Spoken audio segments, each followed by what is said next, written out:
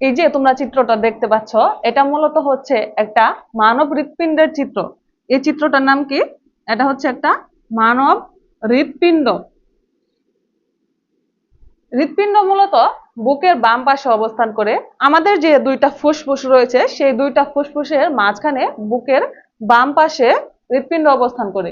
এই হৃৎপিণ্ডের দুই পাশে এদিকে দুইটা ফুসফুস অবস্থান করে। মনে করো এটা একটা ফুসফুস, এটা একটা ফুসফুস। এই দুই ফুসফুসের মাঝখানে বাম দিকে হৃৎপিণ্ডের অবস্থান।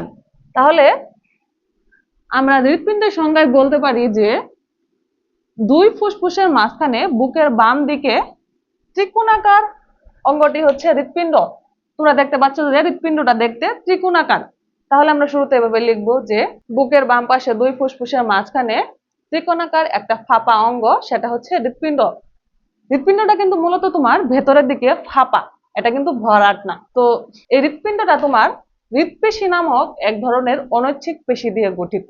হৃৎপিণ্ডটা তোমার এরকম পাম্প করার জন্য তো অবশ্যই তোমার পেশি লাগবে। তো এটা হচ্ছে এক ধরনের অনৈচ্ছিক পেশি, মানে যে পেশি তোমার ইচ্ছা অনুযায়ী নড়াচড়া করতে পারবা না, সেটা হচ্ছে তোমার এক ধরনের স্বয়ংক্রিয় প্রক্রিয়া। তো হৃৎপেশি নামক এক ধরনের অনৈচ্ছিক পেশি দিয়ে হৃৎপিণ্ড গঠিত।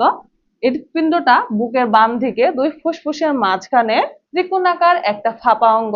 হৃৎপিণ্ড একটা পর্দা দিয়ে আবৃত, সেই পর্দাটার নাম হচ্ছে পেরিকার্ডিয়াম। পেরিকার্ডিয়াম। তাহলে হৃৎপিণ্ড যে পর্দাটা দিয়ে আবৃত সেটার নাম কি? সেটা হচ্ছে পেরিকার্ডিয়াম। হৃৎপিণ্ড পেরিকার্ডিয়াম নামক একটা পাতলা পর্দা দিয়ে আবৃত থাকে। একটা হৃৎপিণ্ডের তোমার মানুষের যে হৃৎপিণ্ডটা রয়েছে, সেই মানব হৃৎপিণ্ডটা তিনটা স্তর নিয়ে গঠিত। বহিঃস্তর মানে যে স্তরটা সবচেয়ে বাইরের দিকে থাকে, এবং হচ্ছে মধ্যস্তর। মধ্যস্তর মানে হচ্ছে সবচেয়ে ভিতরের স্তর, এবং বাইরের স্তরের মাঝখানে যে স্তরটা থাকে সেটা হচ্ছে মধ্যস্তর, এবং সবচেয়ে ভেতরের স্তরটা হচ্ছে তোমার অন্তঃস্তর। এই যে গাঠনিক চিত্রটা দেখতে পাচ্ছ, এটা মূলত অন্তঃস্তরেরই একটা গাঠনিক চিত্র। তো বহিঃস্তরটা কেমন? বহিঃস্তরটা তোমার বহিঃস্তর বহিঃস্তরটা তোমার আবরণী কলা দিয়ে আবৃত। আবরণী কলা, কলা মানে হচ্ছে টিস্যু। বহিঃস্তর মানে ধরো এটা একটা হৃৎপিণ্ড।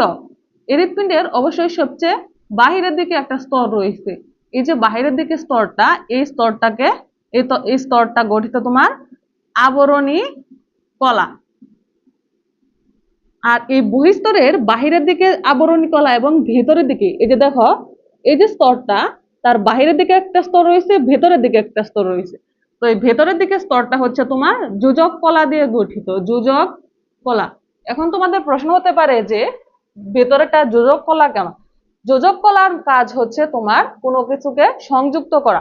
এই যে বহিঃস্তরটা দেখতে পাচ্ছ, এই বহিঃস্তরটাকে মধ্যস্তরের সাথে সংযুক্ত করে হচ্ছে যোজক কলা। এছাড়াও তোমার স্নায়ু, রক্তনালী, চর্বি বিভিন্ন জিনিসকে এই বহিঃস্তরের সাথে সংযুক্ত করে। এজন্য ভেতরের দিকে স্তরটা তোমার যোজক কলা দিয়ে নির্মিত, এবং বাহিরের দিকে স্তরটা হচ্ছে আবরণী কলা দিয়ে আবৃত।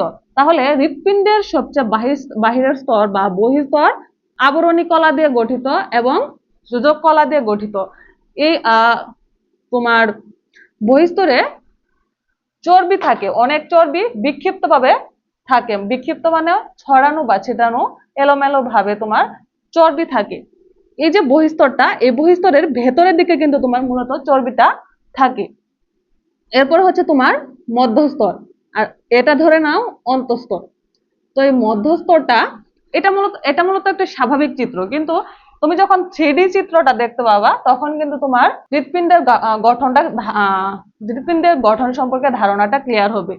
তো এই মধ্যস্থটা তোমার অনুচ্ছিক পেশি দিয়ে গঠিত, তার মানে যে পেশিটা তুমি তোমার ইচ্ছা অনুযায়ী নড়াচড়া করতে পারবা না। তো এটা হচ্ছে মূলত অন্তঃস্তর। অন্তঃস্তর।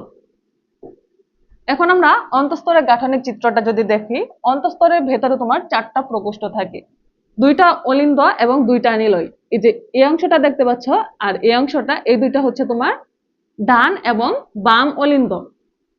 এটা হচ্ছে তোমার ডান অলিন্দ, আর এটা হচ্ছে বাম অলিন্দ। বাম অলিন্দ, অলিন্দ। আর এটা হচ্ছে ডান নিলয়, এটা হচ্ছে বাম নিলয়। তাহলে অন্তঃস্তরের ভেতরে 4টা প্রকোষ্ঠ থাকে, সেই 4টা প্রকোষ্ঠের নাম হচ্ছে 2টা অলিন্দ, 2টা নিলয়, ডান এবং বাম অলিন্দ, ডান এবং বাম নিলয়। এই যে একটা নালী দেখতে পাচ্ছ, এই নালীটার নাম হচ্ছে নিম্ন মহাশিরা, নিম্ন মহাশিরা। এবং এই যে দেখো একটা নালী, এটা হচ্ছে তোমার মহাধমনী, মহাধমনী। আর এই নালীটা হচ্ছে ফুসফুসীয় ধমনী, ফুসফুসীয় ধমনী। যখন তোমাদের আমি হৃৎপিণ্ডের কাজ বা রক্ত সঞ্চালন প্রক্রিয়াটা পড়াবো, তখন কিন্তু তোমাদের এই নামগুলা বুঝাটা আরো অনেক বেশি ক্লিয়ার হবে। কেন এটাকে ফুসফুসীয় ধমনী বলা হচ্ছে, কেন এটাকে মহাধমনী বলা হচ্ছে, কেন এটা অলিন্দ, কেন নীল, এটা কেন নিলয়, তখন কিন্তু ধারণাটা আরো ক্লিয়ার হবে। তো এটা হচ্ছে ফুসফুসীয় ধমনী, এটা হচ্ছে মহাধমনী, আর এটা হচ্ছে নিম্ন মহাশিরা। আর এই যে একটা নালী দেখতে পাচ্ছ, এই নালী দুইটা হচ্ছে তোমার, এই যে এটা একটা নালী, এটা একটা নালী। এই অংশটা তো মূলত তোমার অলিন্দ, কিন্তু এই যে একটা নালী, এই যে একটা নালী, এই নালীগুলোর নাম হচ্ছে তোমার ফুসফুসীয় শিরা, ফুসফুসীয় শিরা। তাহলে আমরা হৃৎপিণ্ডের অন্তঃস্তরে দেখতে পাচ্ছি 4টা প্রকোষ্ঠ। এখন এই অলিন্দ থেকে নিলয়ে রক্ত প্রবাহের জন্য বা রক্ত ঢোকার জন্য একটা কপাটিকা থাকে, অর্থাৎ তোমরা এটাকে দরজা বলতে পারো। এই রাস্তা দিয়ে মূলত অলিন্দ থেকে নিলয়ে রক্ত প্রবেশ করে।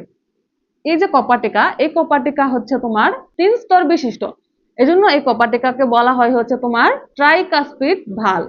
তাহলে এই যে তোমার কপাটিকা, এটাকে বলা হয় হচ্ছে ট্রাইকাসপিড